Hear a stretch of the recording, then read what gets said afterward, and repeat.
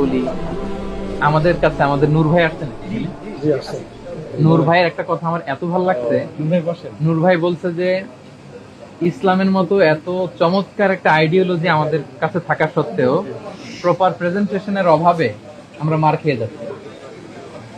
অর্থাৎ ইসলাম যে কত দামি, এত দামি জিনিস আমাদের কাছে থাকার পরও ভালো প্রেজেন্টেশনের অভাবে আমরা এটা দিতে পারছি না। এই কমিউনিজম বলেন, কার্ল মার্কসের কথা বলেন, আপনি এই সেকুলারিজমের কথা বলেন, ওদের ভালো ফান্ডিং, ভালো প্রোটোকল, ওদের উইং থাকার কারণে, প্রেজেন্টেশনের কারণে আজকে পৃথিবীতে টিকে আছে। কিন্তু ইসলামের প্রপার প্রেজেন্টেশনের অভাবে আজকে আমাদের এই অবস্থা।